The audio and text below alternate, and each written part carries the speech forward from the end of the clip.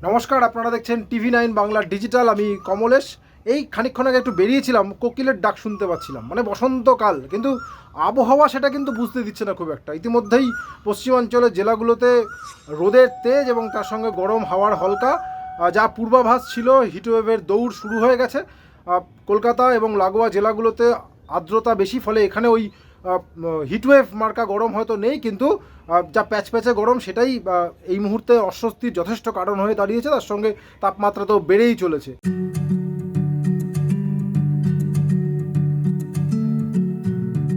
48 वर्षों की शैक्षणिक उत्कृष्टता के साथ 23 से भी ज्यादा प्रमुख बीटेक प्रोग्राम्स और 600 से अधिक अंतर्राष्ट्रीय छात्रों के साथ विज्ञान डीम्ड टू बी यूनिवर्सिटी देश की बेहतरीन यूनिवर्सिटी में से ये एक है। যা পূর্বাভাস রয়েছে, কাল তো রোববার ছুটির দিন, কিন্তু খুব একটা ভালো আবহাওয়ার আশা নেই, বরং কালকে গরম আরও একটু বাড়তে পারে। 1 থেকে 2 ডিগ্রি পর্যন্ত তাপমাত্রা বাড়ার পূর্বাভাস রয়েছে। ফলে ধরুন বাঁকুড়া, পানাগড়ের মতো জায়গাগুলোতে কালকে তাপমাত্রা 41 ডিগ্রিতে পৌঁছে যেতে পারে, এবং মেদিনীপুর, পুরুলিয়ার মতো অঞ্চলগুলোর তাপমাত্রা 40 ডিগ্রির ঘরেই থাকবে। কলকাতা বা লাগোয়া জেলাগুলোর তাপমাত্রা কোথাও 36, কোথাও 37 ডিগ্রি আশপাশে থাকার সম্ভাবনা রয়েছে। সোমবারও পশ্চিমাঞ্চলে 5 জেলায়, মানে বাঁকুড়া, বীরভূম, ঝাড়গ্রাম, পশ্চিম মেদিনীপুর এবং পশ্চিম বর্ধমান, এই জেলাগুলোতে তাপপ্রবাহের দাপট থাকবে। মঙ্গলবার থেকে তাপমাত্রা একটু কমতে পারে। এবার একটু ভালো খবরে আসি, মানে দহন জ্বালা তো থাকছেই, এবং জ্বালা জুড়োনোর আভাস গতকাল খানিকটা দিয়েছিলাম। আবহবিদরা আজকে আরেকটু ভালো খবর দিয়েছেন, যেটা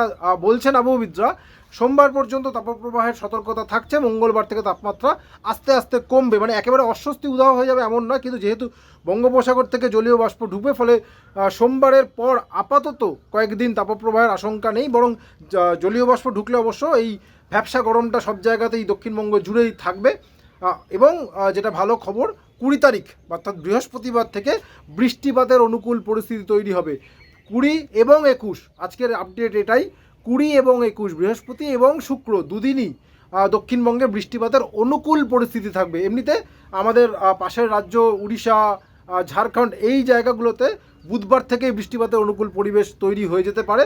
আমাদের রাজ্যে যা পূর্বাভাস, তাতে বৃহস্পতি, শুক্রবার হালকা থেকে মাঝারি বৃষ্টির অনুকূল পরিবেশ থাকতে পারে, এবং বিকেলের দিকে ঝড়, মানে যেরকম কালবৈশাখী সিজনে হয় সেরকম হতে পারে।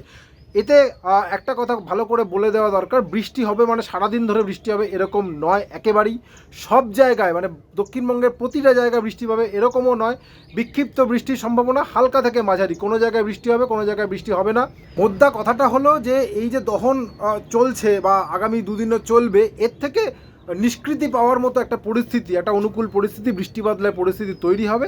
তাতে কেউ পাবে কেউ পাবে না, কিন্তু গরম, এই যে গরমটা সোমবার পর্যন্ত যে সতর্কতাটা রয়েছে, এই গরম অনেকটাই কমে যাবে। এবং যদি ভাগ্য ভালো থাকে, তাহলে যেটা 20 তারিখে যে অনুকূল পরিস্থিতিটা তৈরি হবে, সেটা হয়তো 20-র পরে 21 তো বলেই দিয়েছেন আবহাওয়াবিদরা, সেটা হয়তো 22, 23, এমনকি 24 তারিখ পর্যন্ত থাকতে পারে। সেক্ষেত্রে সোমবার পর্যন্ত তাপপ্রবাহ সতর্কতা যেটা থাকছে, সেটা হয়তো 24 তারিখ পর্যন্ত সেটা ফিরে আসার আশঙ্কাটা একটু কমই থাকছে। যাই হোক, চৈত্র মাস সবে মাত্র শুরু হয়েছে, এখনই এত গরম, এরপরে বৈশাখ জ্যৈষ্ঠ তো এমনকি আষাঢ় মাসও বলতেই হবে, কারণ বর্ষা যতক্ষণ না আসছে ততক্ষণ গরমের হাত থেকে বিশেষ নিষ্কৃতি নেই।